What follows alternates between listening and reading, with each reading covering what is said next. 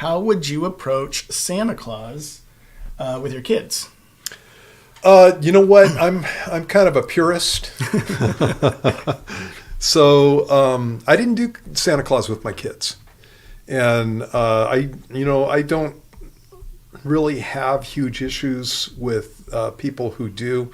Santa Claus was something that I grew up with, and it was kind of a fun kid thing. But then there was that day, in first or second grade, I can't remember when it was, when somebody that I respected who was probably 3 months older than me, came up and told me that Santa Claus wasn't real and that I was a baby for believing in that, and the crushing that comes along with that whole thing. I had a hard time basically telling my kids a story like that, being a believer. And so I just didn't do it. I did talk to my kids about Santa Claus, though. And so St. Nicholas is a real guy.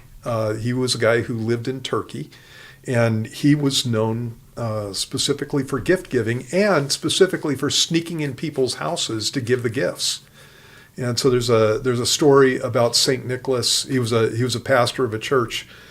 And there was a guy in his fellowship who had, because of Roman persecution, who had lost his wealth. He was a wealthy man, and he'd lost everything because he was following Jesus. Well, he had daughters that wanted to get married, and in those days, for them to get married, they had to have a dowry, and he didn't have money for it. And so St. Nicholas gathered together some money, and he snuck into the guy's house and left a bag of gold in his house so that his daughter could get married. Well, a few years later comes about that his next daughter is going to get married, and he's in the same situation. He can't pay for a dowry for his daughter. And so he figures the same person, probably from church, was going to come and try to sneak into his house. And this time he caught St. Nicholas, crawling through the window, basically.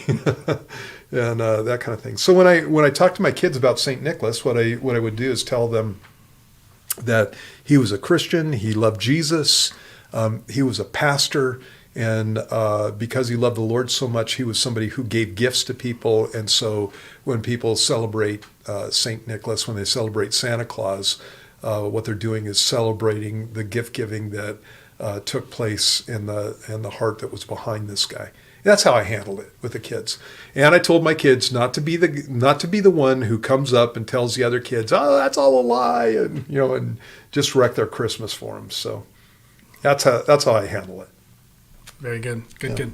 Kind of sticking with this is I'm kind of transitioning here, but how'd you do? I knew you were going to ask that. Yeah. Did you lie to your children?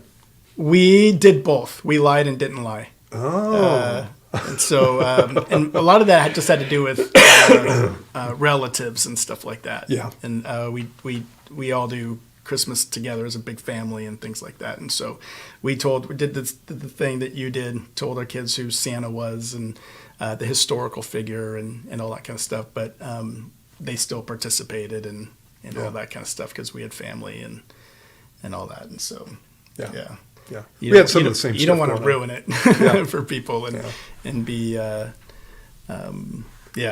I'd have felt okay about it, I would have done some stuff that would have flipped my kids out.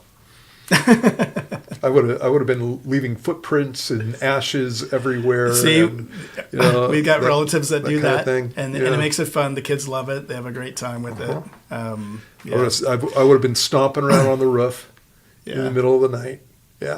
Yeah, but we there's a Max Lucado Christmas story, and it's his imaginative idea of what happened at Christmas, and so it's fictional and stuff like that. But it all points to Christ dying on the cross and what Christmas is all about, and so we overwhelm it with the purpose. Yep. I love Christmas time. For 8611, we talk about the shepherds. We do the curse of the bloodline. We do the wise men.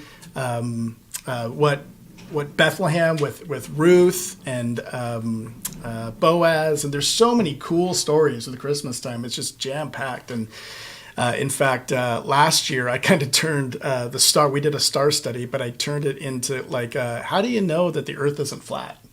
And so we did the stars. Did the Christmas star study. This is how we know the Earth isn't flat. Talked about retrograde motion and stuff like that, and then led into the Christmas study and stuff. And so we have the fun with some of those traditions and stuff, but we overcompensate it with what it's all about. Yeah, that's what we did too.